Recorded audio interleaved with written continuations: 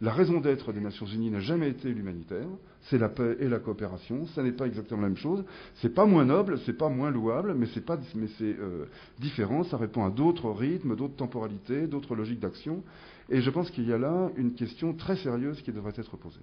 Et en entendant ce que vient de dire Ronnie, moi je pousse même un peu plus loin. Je me demande si derrière votre discours, depuis le début de cette intervention, il n'y a pas quelque chose de plus profond, qui est finalement l'assimilation des Nations Unies à un système qui aujourd'hui est contesté sur le terrain, à une sorte d'occidentalisation du monde, disons les choses, d'intergouvernementalité contestée du monde, et qui fait que quelque part les ONG n'auraient pas envie de s'associer à ce système. Je vois Pierre Micheletti là, qui hoche la tête, mais je pose la question, j'aimerais bien avoir aussi votre réaction sur ce thème. Est-ce que finalement vous avez les mêmes valeurs de l'humanitaire? Est-ce que vous vous retrouvez dans ces mêmes valeurs? Alors, les valeurs, on n'a pas fini. Aussi l'avoir à travers le CICR, à travers la neutralité, j'aimerais aussi vous entendre. Tout à fait. Voilà. Alors, plusieurs personnes ont demandé la parole. Il y avait Anne-Héry, il y a Thierry. Alors Thierry peut-être, et puis Anne. Et puis Thierry Morisset pour Première Urgence. Oui, je voulais juste revenir sur un point qui avait été abordé par Tom. C'est finalement, ce que l'on peut constater sur le terrain, c'est que ce sont les ONG qui font l'essentiel du travail et qu'elles sont elles-mêmes financées par les agences des Nations Unies, comme le PAM, l'UNICEF et le HR. La question qu'on peut vraiment se poser, c'est à quoi servent ces agences finalement? Ne serait-il pas à ce moment-là préférable d'envisager une agence comme l'OCHA qui coordonne effectivement les actions et que les ONG le fassent comme elles le font encore et toujours aujourd'hui, c'est-à-dire directement le travail que des agences spécialisées ne font malheureusement pas ou plus? Réponse? Je suis bien que c'est vous qui posez la question et pas moi. Oui, c'est une question très radicale, mais je ne pense pas qu'Ocha serait contre.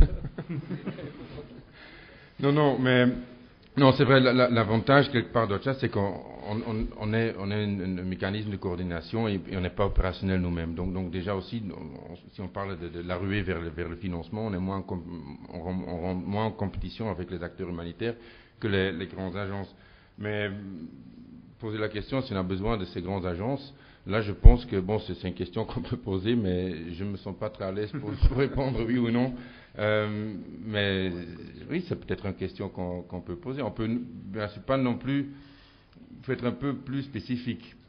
Si vous dites l'existence, le besoin de ces agences ou pas, il ne faut pas oublier que ces agences, leur implication dans des activités humanitaires, c'est juste une partie de ce qu'ils font. Il y a plusieurs de ces agences qui font aussi d'autres choses que l'humanitaire, qui travaillent aussi en Europe, qui travaillent dans des pays en développement et pas seulement dans des opérations d'urgence. Donc ils font plus que ça. Mais lié strictement à l'urgence de l'humanitaire, je pense que ça vaut un autre débat. Mais oui, je pensais au PAM plus particulièrement. Par exemple. Ben là, je préfère que c'est une question que vous posez, à la PAM. Quel est le rôle, quelle est la plus-value du PAM? Ce ne sont que les ONG qui font les distributions alimentaires. Oui, mais de l'autre côté... Exclusivement, quasiment exclusivement. Ouais, et pour des tonnages plus qu'impressionnants.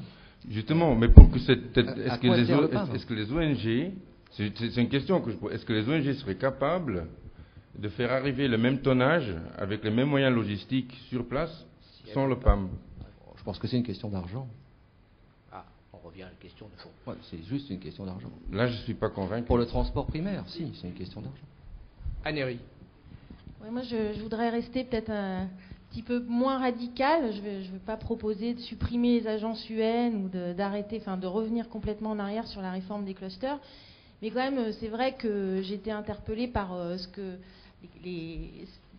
votre réaction sur le fait que c'est vrai qu'on vous assaille un peu de critique, enfin en tout cas on assaille la réforme humanitaire de critique depuis tout à l'heure, sans vraiment proposer d'alternatives, en tout cas qui puissent se mettre en œuvre immédiatement.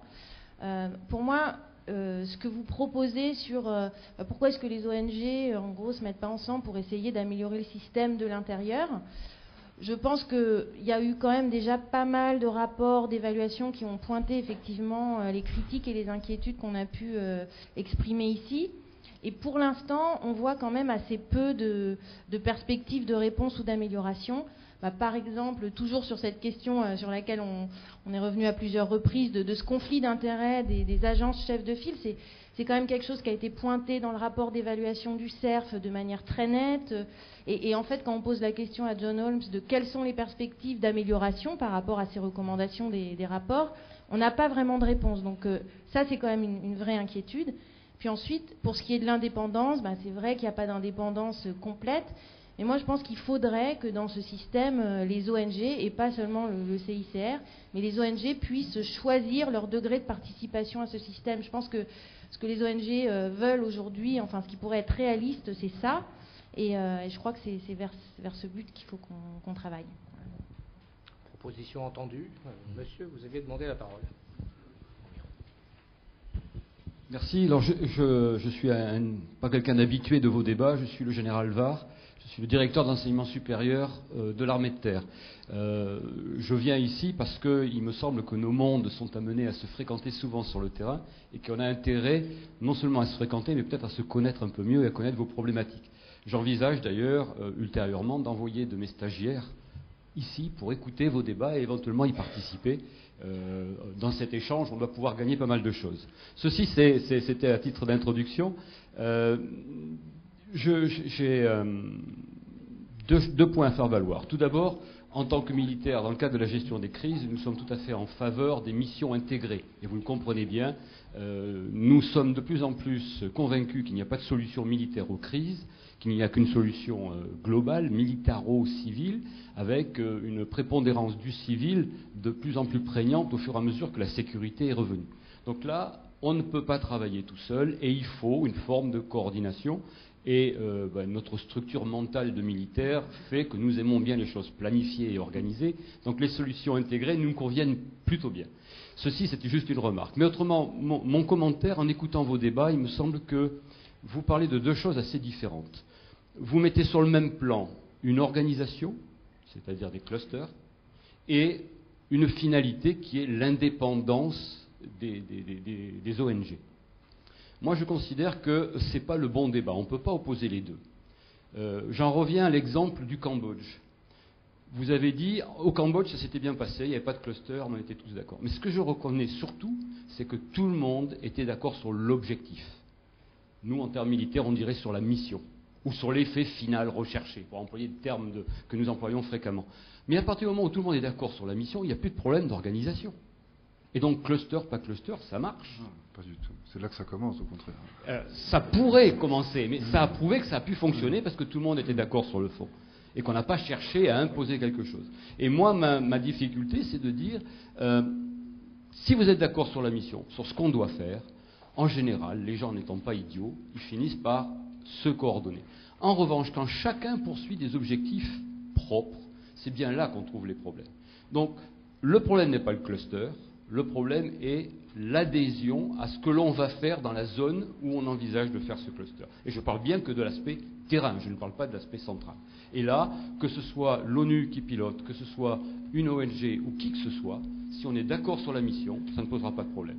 Donc pour moi, votre débat m'intéresse beaucoup, mais je le trouve à deux niveaux. Et en fait, un certain nombre de questions étaient plus techniques, et vous êtes plutôt placé sur le plan philosophique, mais ça ne se répond pas vraiment. Merci Général. Je crois que tout le monde est intéressé à vous répondre. Tom Delru.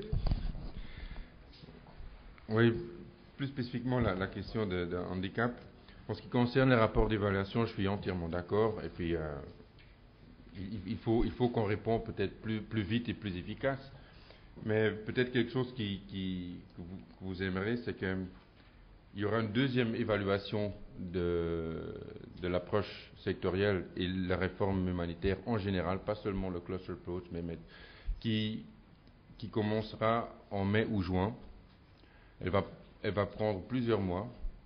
Dans le steering committee qui a décidé les paramètres et le framework, il y avait des donateurs, il y avait des agences de l'ONU, et puis il y avait des ONG. Et puis on aura une équipe de consultants qui va visiter 5 pays où on a appliqué le cluster. L'Ouganda, l'RDC, Haïti, Tchad et Myanmar.